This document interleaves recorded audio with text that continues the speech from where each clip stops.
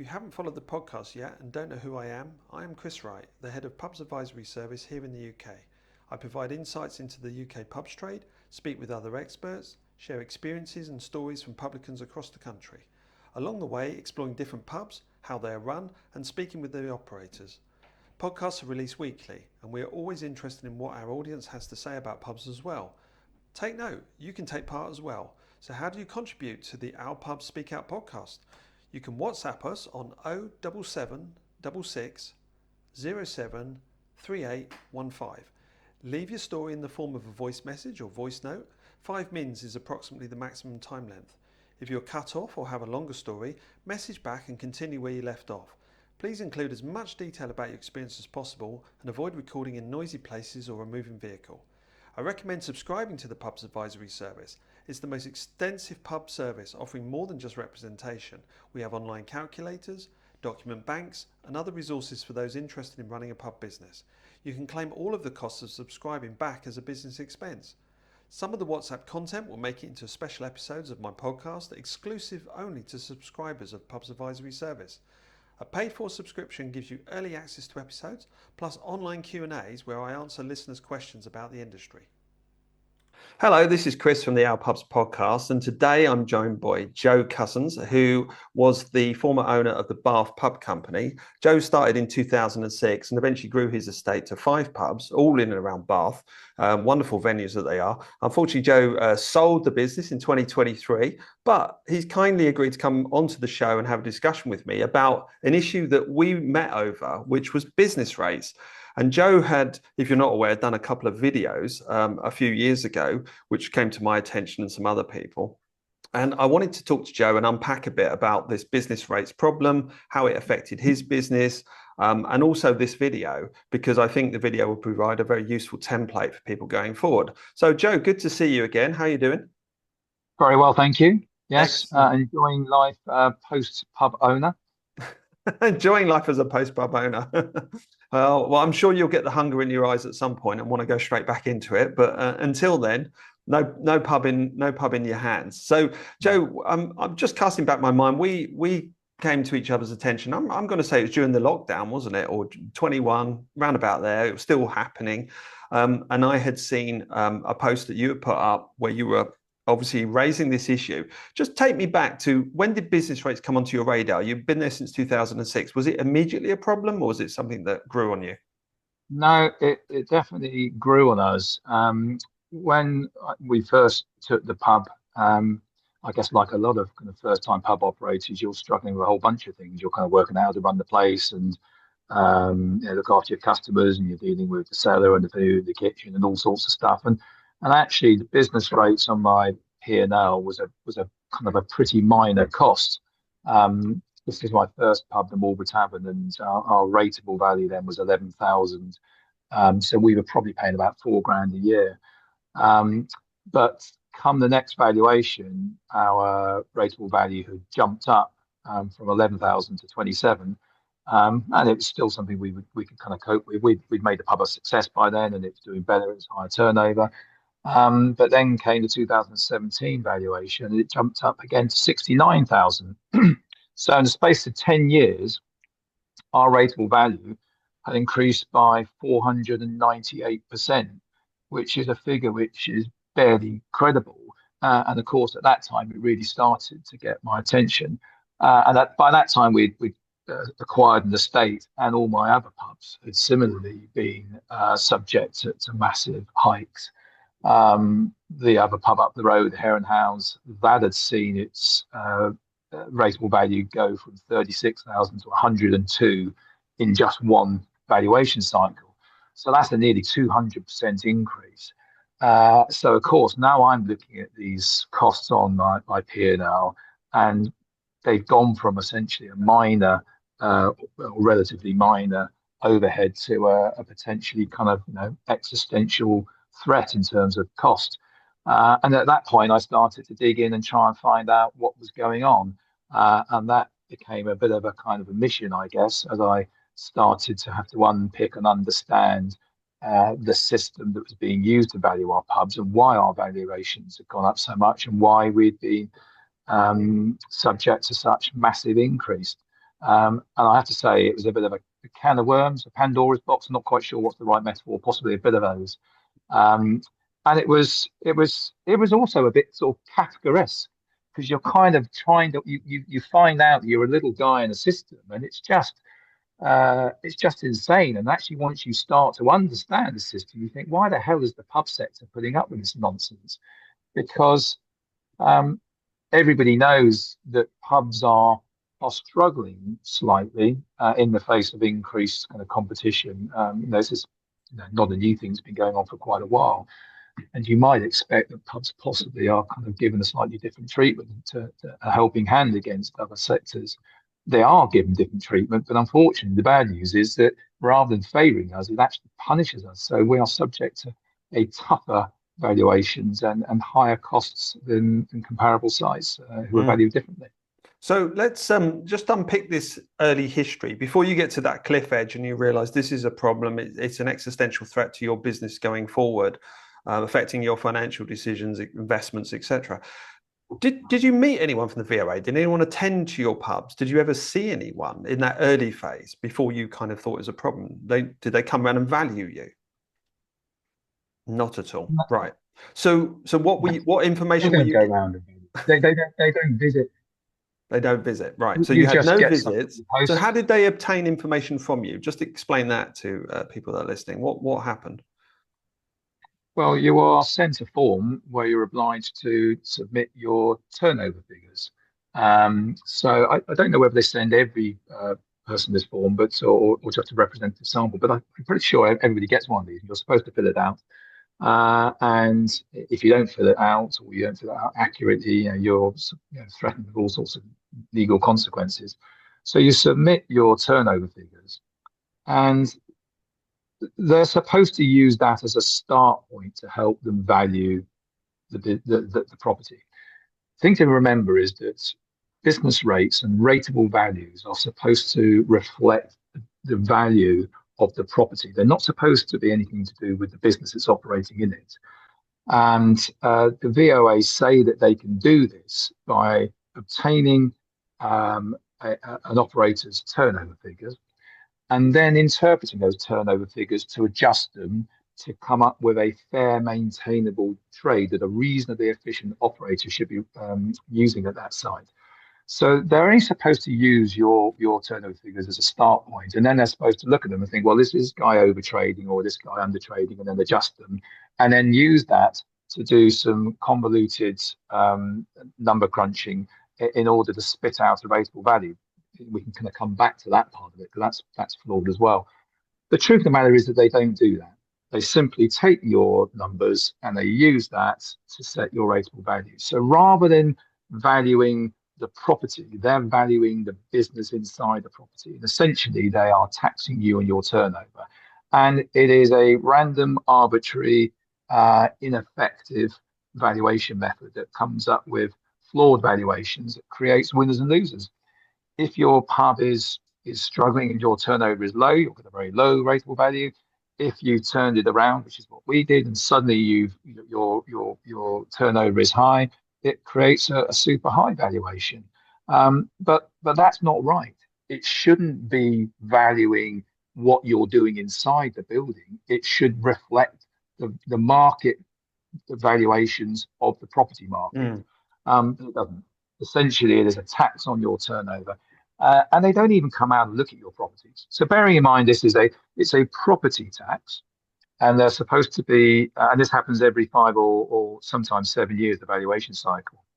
So you wouldn't have thought it'd be a great ask for once every 5 years to pop your head down and look at the place and think, well, has anything changed? But they don't do that. They don't go out and look at the properties. Our pubs are listed buildings. They legally can't change unless you go through all sorts of bells and whistles, kind of hoops and so on. I mean, our properties hadn't changed, not just between each revaluation cycle, but for centuries. And yet, these properties, which have stayed essentially the same, have seen their rateable value increase by hundreds of percent over a very short period of time. It's just crazy. Let's have a little think about this. So the job of valuation for rateable value is a statutory process. It's under an act of parliament. It has to be carried out. And in fact, the reval periods are now 3 years. There's been a change in the frequency. So it's a statutory duty. So what you're describing is an unlawful shortcut. You're saying that actually what they publish and what they say they're going to do, they don't do. They do something completely different. And that to me just says it's unlawful, the activity. And that creates this unfairness, this injustice that you were seeing because, as you say, you were improving these pubs. But if it was the case, as you say, that the reasonably efficient operator was having a 200% increase, then every operator in Bath would have had the same, right? Yeah. Yeah, well, they are legally obliged to value all of those properties, but the method that they use for valuation is not laid down in statute. And what the VOA do is they use different valuation methods depending on what kind of commercial property it is. Now, hotels, bars, restaurants, they are typically all valued by square footage. But pubs, they say, because of their locations are often not on the high street where there is a direct competition that's able to set a kind of typical value. They have persuaded the pub sector to accept a different valuation method, which they lay out and they publish in something called their approved guide to pub valuations. And that effectively gives them license to come up with any valuation they want. And it also gives them the wording to defend any of those valuations in the tribunal. For example, when I say to them, hold on a minute, my valuation at Heron House has gone up by 198% in one cycle. There's a clause in the guide that says it is not appropriate to refer to previous cycles when commenting on a current valuation. Why not? This is the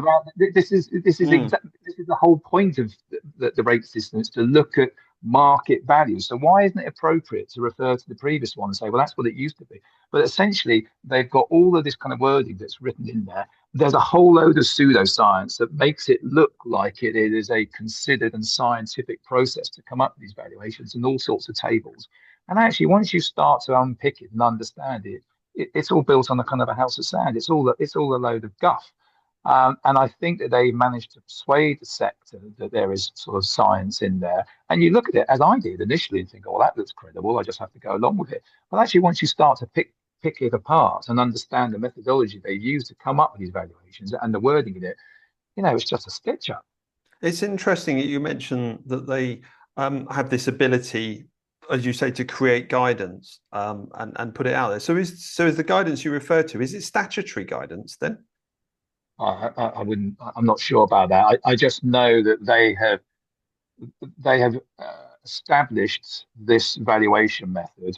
They've got a number of trade associations. There's some question, so there's a question mark hanging over whether the guidance they produce or follow is statutory. So it could be that the guidance isn't statutory and in fact is created by third parties. So the third parties, as you say, they are drawn from pub industry, correct? Yeah. Yeah. It makes you wonder why anyone in the industry would get involved to create such a muddied water that disadvantages people like yourself.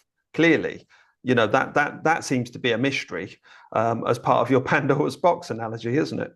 Yeah, well, part of it, I think, is because some of the individuals or the associations don't really understand, because it is quite a kind of complicated sort of process and document. And perhaps they haven't really taken the time to dig beneath the detail and understand it properly.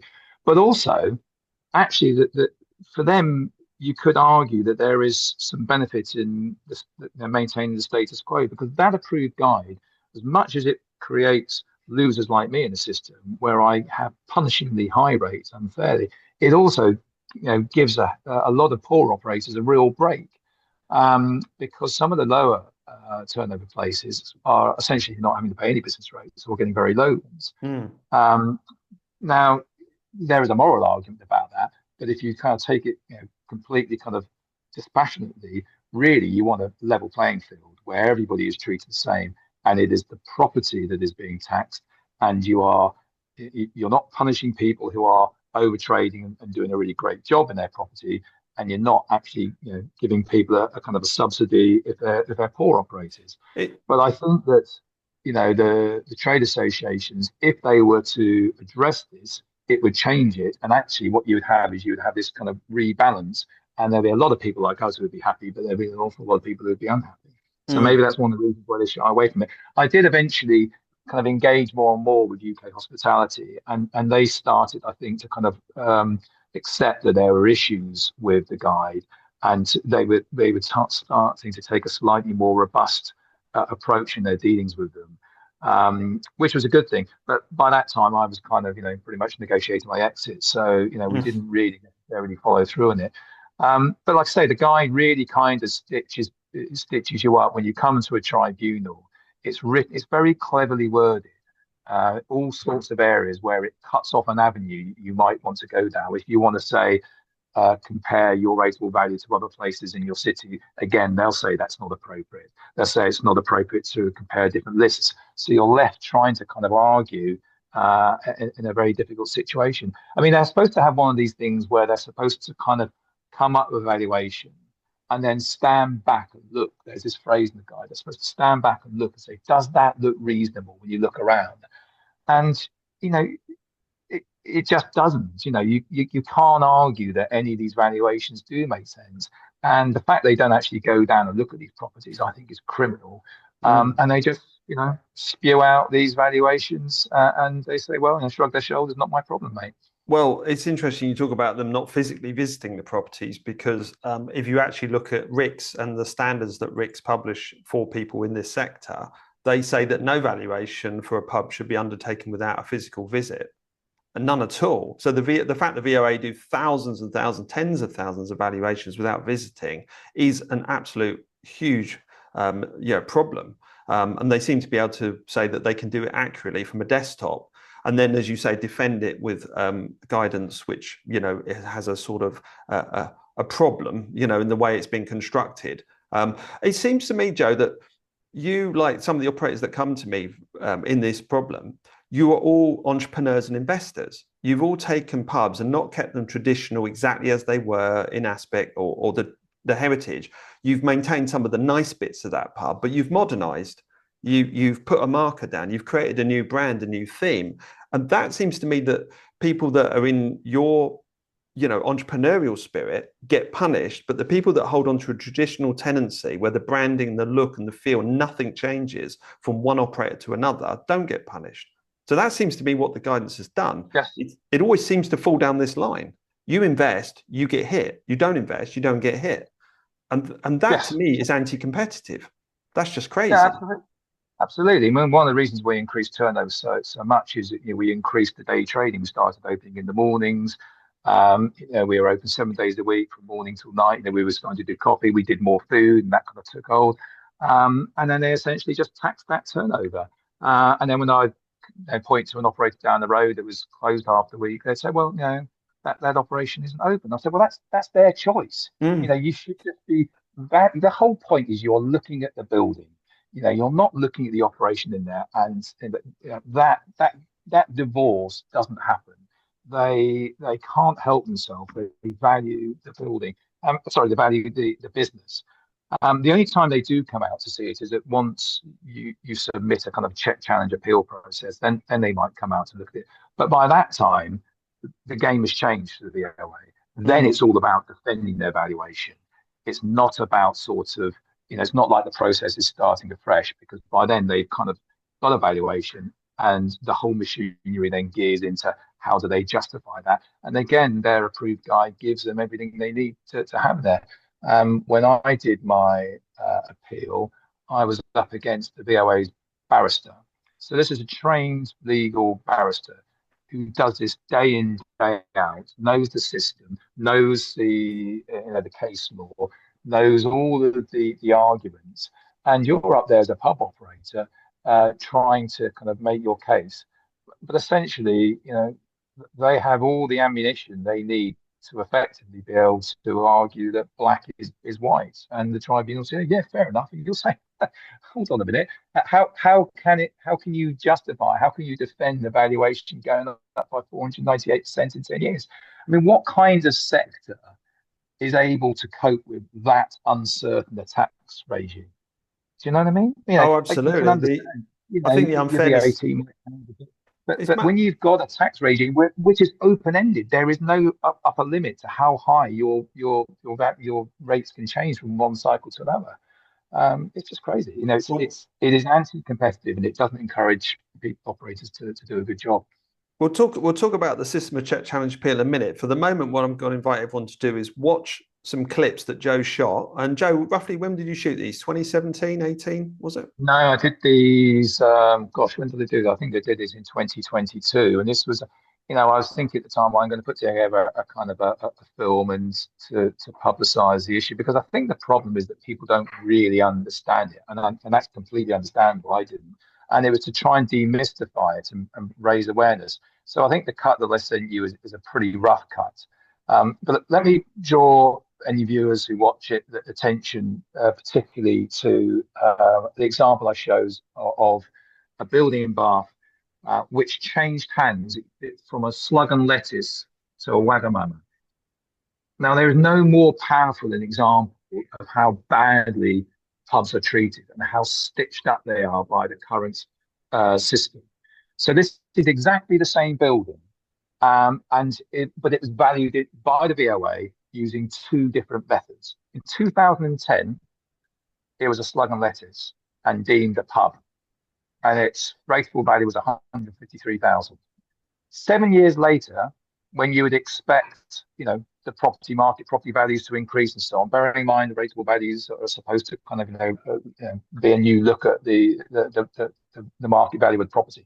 7 years later, it had changed hands and was now a Wagamama's, and it was deemed a restaurant. And it was the valuation method that was used was different. It went from a turnover one to a square footage. They saw their rateable value fall by 40%. It went from 153,000 to 92,000.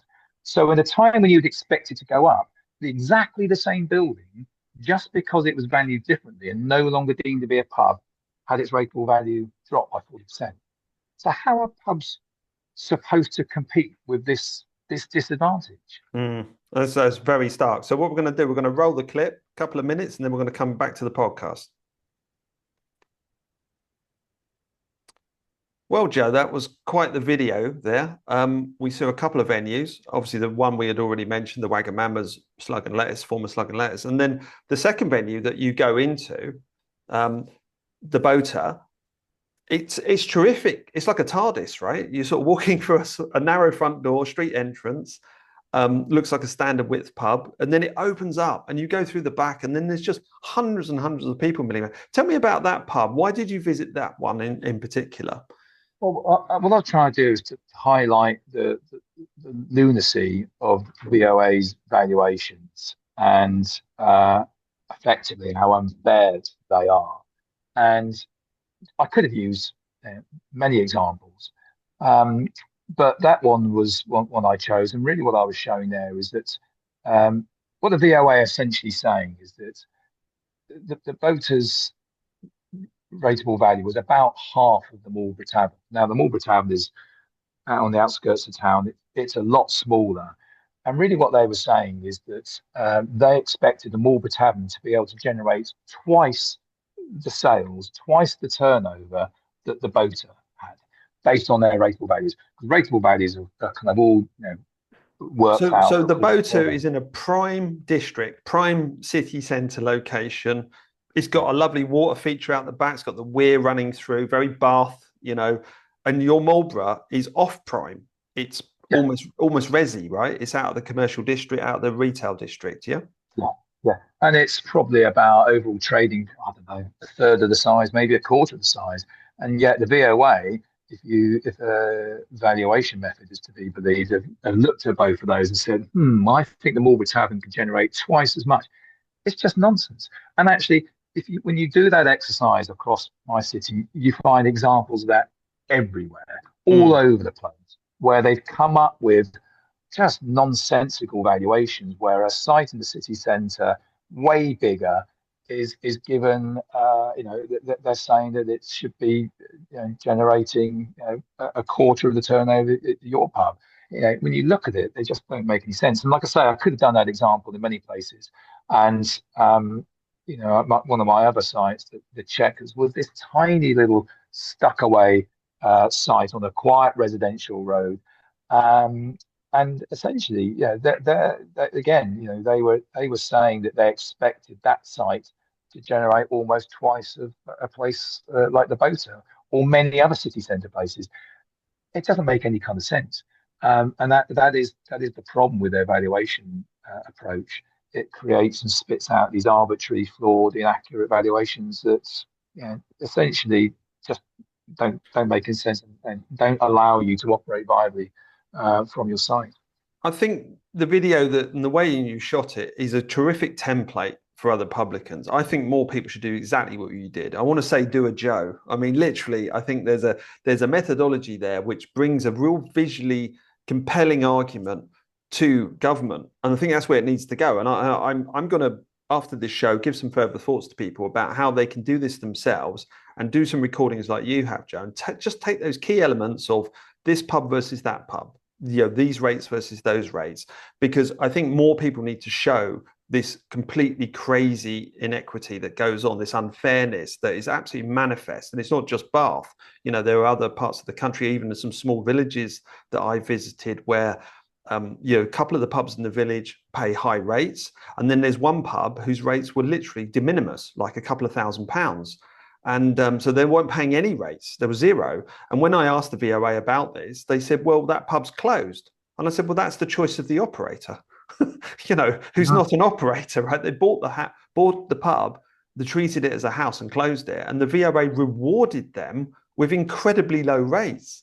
That's just, again, screams out as a problem. So I think this video is a great example of what other people can do. And I think a body of evidence will go a long way to helping reform some of this problem. But just before we get to the subject of reform, just take me through the process. So the VOA or the government have actually put forward what they say is a low cost, easy to use process. They call it check, challenge, appeal. We refer to it as CCA. Just take me through the steps. What happened to you and how easy or problematic was it for you? Are you a publican navigating the choppy waters in the UK pub industry, or perhaps you're looking to get into the trade for the first time? The Pubs Advisory Service is here to help. We provide essential advice and support, from licensing and legal queries to tenancy agreements and business growth strategies. Want to unlock exclusive insights, in-depth guides, and all our past podcast episodes, including hidden extras?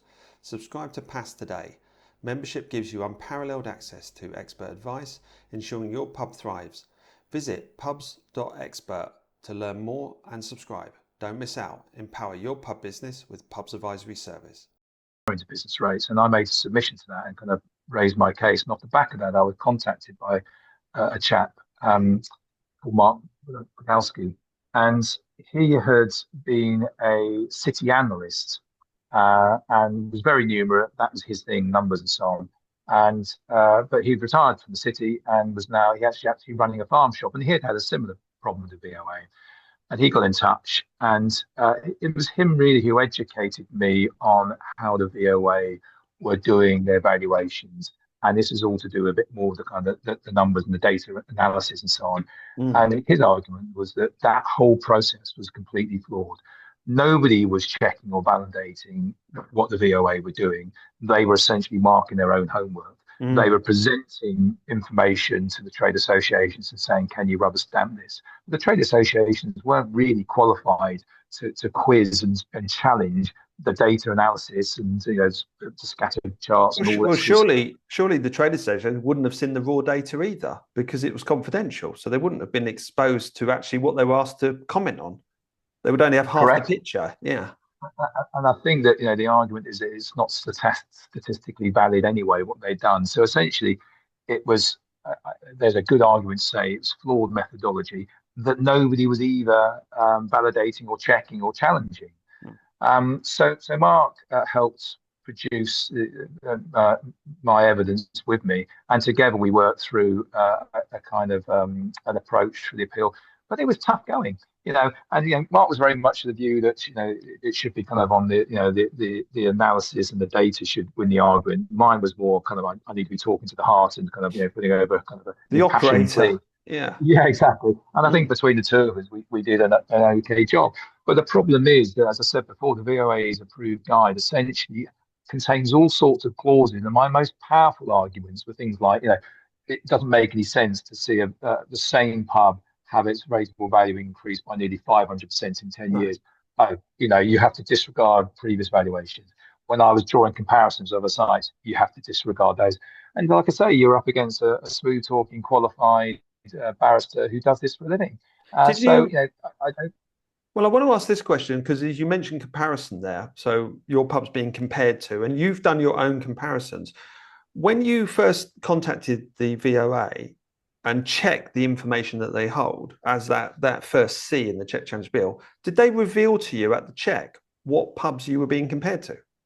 No. Did they ever Okay. reveal what pubs you were being compared to, or did they only reveal them right at the end, like, in the No, last? I mean they brought out a few of theirs when we were actually doing the appeal, which were pretty poor examples where they were trying to justify the valuations they'd given. But no, they don't share that kind of information. They'll say it's all kind of confidential, and again, you're kind of trying to argue with only half the facts. You hear this, don't you, in miscarriages of justice, where the kind of defence haven't shared information, or the prosecution haven't shared information with defence. And it felt a bit like that, really. So you're doing the best you can in what I would call as difficult circumstances.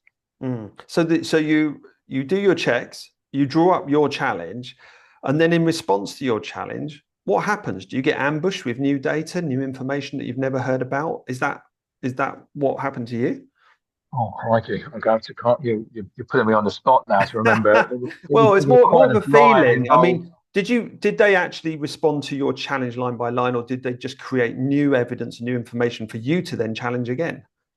Yeah, they basically came back and said, "Well, listen to what you said there, and we still don't think you've got a case." And that's when you can decide whether or not you take it to an appeal, which is, that's always where I felt we had the best chance, because that's where you can make a kind of case. I mean, a VOA officer did come down to see us at the challenge stage, and it was interesting because when you talk to them face to face and you're putting your case, they are representing their organization, and they're not going to say anything which is going to compromise them. But reading between the lines, and the kind of nuance and the tone of the conversation, you could tell that he knew that it was a nonsense to valuations we'd given.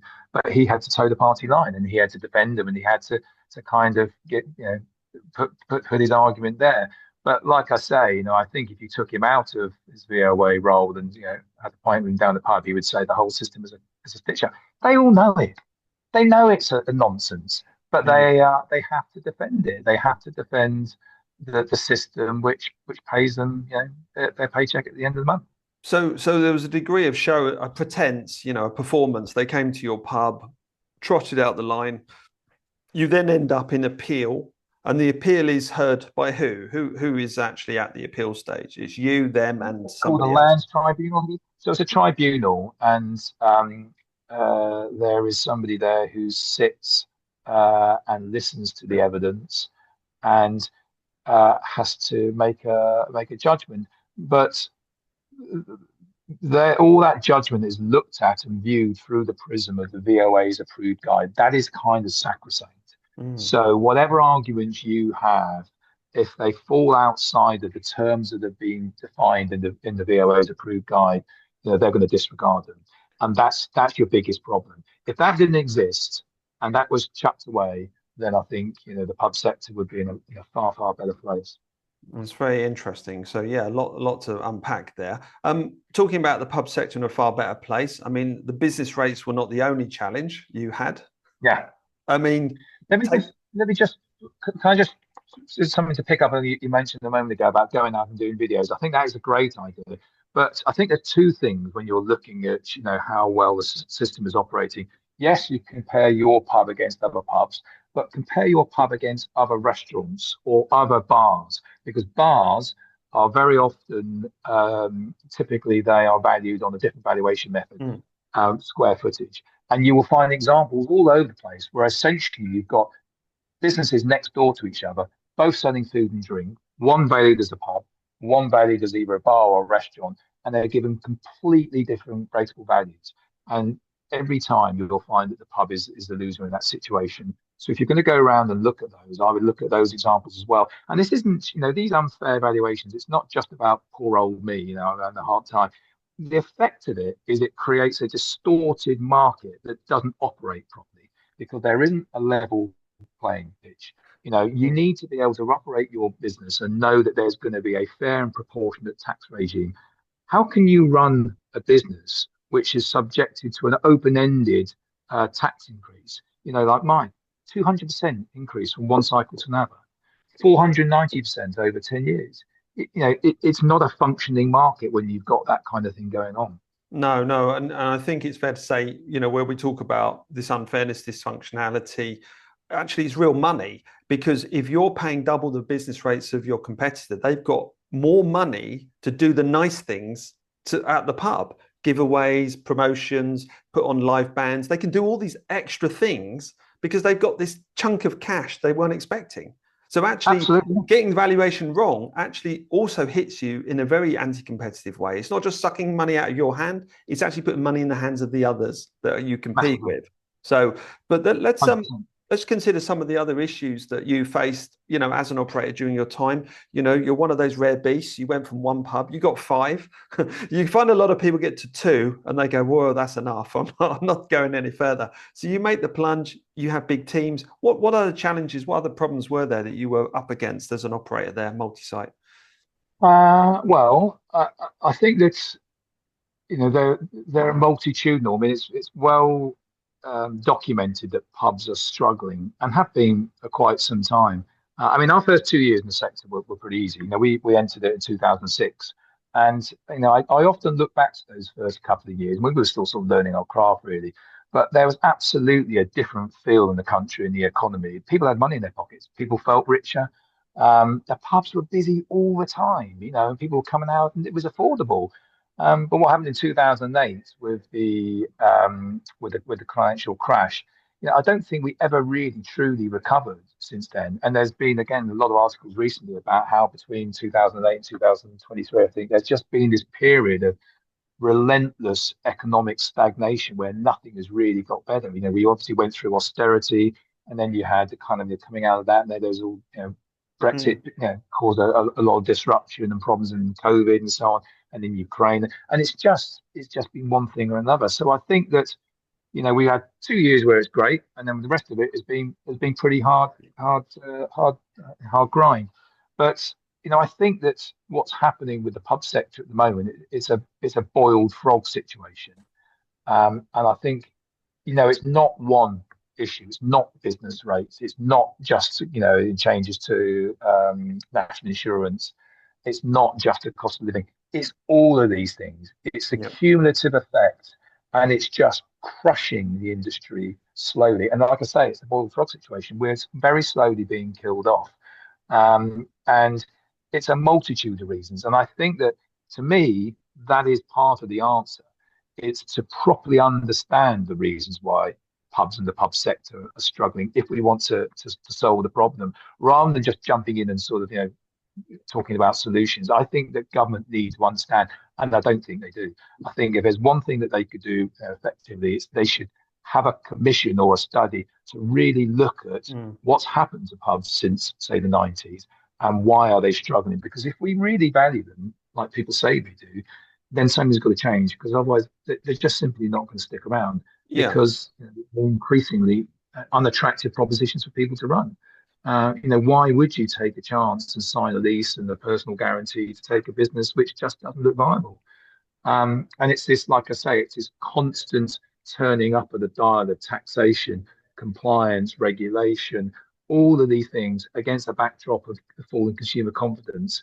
It doesn't add up to a particularly rosy future. Well, it seems to me that the risks that publicans are being asked to take now in this part of the decade, this second half of the 20s, is increasing, but the rewards are decreasing. So the rebalancing of risk and reward, I think, is manifest to make this sector stable, and to encourage entrepreneurs like yourself to come back into this sector, invest again, do the things that you're really good at, bring in new employment and fresh ideas. Because as it stands at the moment, it seems to be like a race to the bottom, and there's certain models that are becoming prevalent in the trade rather than appealing to people like yourself. They're just appealing to people who just want a job and keep warm. And that's the sort of Uberization. I think I've described it on a few occasions. But I like your call for what you're saying here about government need to look at this and we need a review. And of course, the last market review for pubs and beer was 1989. Now, I think you and me were both young men drinking probably some Euro fizz lager in a very noisy bar somewhere. But the trade has changed massively since 1989, since we were youngsters drinking. And I find it absolutely astonishing there hasn't been a review in 36 years. That's a third of a century. And it screams out to me that there are so many layers, as you say, of problems, not just the business rates that we've been discussing in some detail here, but the other factors that have come to play, and that we're ending up with a sector where people are turning over huge amounts of money for very low rewards. And this has created this great big industry of low margin. And so pubs have become a low margin sector. That doesn't make any sense. What they do is skillful. They add a lot of value. They employ a lot of people. And they occupy an awful lot of community assets, if you like. Like you've mentioned some of the pubs you occupied for a while, they were Georgian, or Victorian, or maybe even some earlier than that. I spoke with someone the other day, their pub was 450 years old, and then somebody else was 500 years old. And so we occupied these spaces for a little bit of time, but there doesn't seem to be any, particular concern from the executive, i.e. Westminster here, about these assets, because they don't really belong to you and me, they belong to all of us as a country, right? Absolutely, they're part of our heritage. I mean, I find it infuriating, that government and leaders are only too quick to jump down the pub. And if you have a foreign head of state turn up, we'll take them down the pub with pints and kind of show off our heritage. But they don't do anything to help us. I mean, witness the pathetic announcement of a penny off a pint recently, which they announced with this kind of slight sort of self-satisfied, trumpeting whistle of, helping the sector. It's an insult. And, I saw operators on my social media feeds, infuriated by that, because it's literally a drop in the ocean relief against a backdrop of massive kind of increases. And to somehow laud that as a help, it shows a staggering misunderstanding or lack of understanding of why the sector is struggling. And I think that, there is a conversation to be had. Because you could argue, well, no business has a right to survive, and just let market forces take their effect. But if we think that pubs offer something different and are valued, have a greater inherent value than just part of the economy, then I think we need to think about, well, what do we want to do about it? Because if you're running a 21st century food and beverage business in an 18th century building, you can't imagine the amount of disadvantages you've got. How can you compete effectively against a purpose-built modern retail unit that's been built and designed with efficiencies in mind, when you're dealing in a 17th century building with the walls of sort of 4 foot thick and you can't remodel it and so on? What you need in those instances is to give those places a helping hand, because if we don't, they're just not going to stick around. I mean, we've seen the rise of community-owned assets and so on, and that's helped a number of pubs. But to my mind, that is a bit of a sticking plaster. I don't think that pubs shouldn't be a charity case. They need help in the right ways to make them viable economically and attractive to run. And I think that, I mean, even with community-owned places, some of those are struggling. My mother's local village pub has closed down, and they've got a community purchasing, but they can't find anybody to run it. They can't find anybody to run that pub, even when they don't have to pay a market rent and they can just sit in and run it. And they still can't find anybody because people know it just doesn't stack up anymore. So I think if we want these places and value these institutions, there needs to be a proper grown-up conversation about what else can we do. And at the moment, they're doing all the wrong things. It's interesting to see the campaign that I think I just saw launched yesterday by UK Hospitality, where they finally seem to have really got behind VAT, because I think that, the risk of contradicting myself and saying, we ought to be focusing more on the problem than the solution. The one solution I think will be a game changer is a reduced VAT rate, which it's not unprecedented. That is essentially what happens essentially across all of our European competitors, where they're paying a reduced VAT rate. We're paying the highest in Europe. So I think that if they change that, that would make a big difference. So I think it's great news. Well, they have a system in place to identify those premises through the on license and the off license. So to be honest, it wouldn't be too difficult. But we do remember, obviously, in pandemic, that there was a bit of an inequity that came about when there was reduction in VAT for food and obviously soft drink, which was great for food-led operations, but terrible for your wet-led boozers, who didn't receive that benefit. So it needs careful looking at. It's interesting you talk about campaigning and things. I've obviously been involved in that myself in the advent of the pubs code, back in the noughts and the teens of this century. But just to kind of wrap up into this idea around, government need to listen more. It strikes me that, government need to hear less from spokespeople. They need to hear from operators. People who are actually at the coalface and delivered these services, employed these people, dealt with these day-to-day issues like you so admirably have shown on your video there, walking around and saying, this can't be right. Because I find that the position of an operator speaking truth to power is largely unassailable because you're actually experiencing it. You're not an advocate on behalf of. And Joe, you as a former operator were always going to have that advantage, I think, over any spokesperson. And I've always been keen to say to everyone, that I've met, they've said I'd like to campaign more, do a bit more, help a bit more. And I have shoved them towards the campaign for pubs because it's operator led. The head of it is Paul Crossman, who's an multi-site operator in New York. There's Dawn Hopkins. She owns venues in Norwich. And so it's great. I would rather be in the shadows myself and let operators like you and Dawn and Paul speak, because I think it's only by government listening to operators that there's going to be a big change. They need to hear from you. Yeah, I think they do. I think it's a communication challenge as well, because it's quite a complicated problem, because we're looking back and thinking, well, why aren't pubs like they are back in the 90s? And I think you need to really understand that problem. Like I say, it's not one problem. And I think that part of the challenge for operators is to put together a compelling argument to government to say, this is the reasons, and to demystify it. And it's a bit like my rates thing. The whole reason I did that video is because it's an unfathomable topic for many people. It's a turn off and it's dull and so on. So you have to put it in terms which people can understand immediately. And I think that's part of our challenge. I think it's, like I say, we've got this boiled frog situation where actually it's not one factor. We need to say to government, this is why there's a problem. And it's not one thing, it's all of these things. And if we carry on like this, this is what's going to happen. So, was it Einstein said, if I'm allowed to save the world, I'd spend 50 minutes understanding the problem and 10 minutes on the solution. And it's that sort of same thing. We need to properly understand why we've got this problem before we start, reaching for the solutions. Yeah. I mean, for an industry that's very wet, there's an awful lot of dry subjects. And I think, all power to you, Joe, for coming on and helping with this. And, the podcast is designed to be very detailed and quite trade specific. I make no bones about that. We're not here really to entertain, but we're here to help inform and drive this forward. So my vote is Joe for president of pubs. So I look forward to seeing you throw your candidacy into the ring. And if I can have you back on the show another time and we can discuss some other nice things. And you never know, maybe you'll come back in with a new pub in your hands, and we'll be able to talk about that as well. That would be fun. My wife has already told me if that happens, I'll be looking for a new wife as well.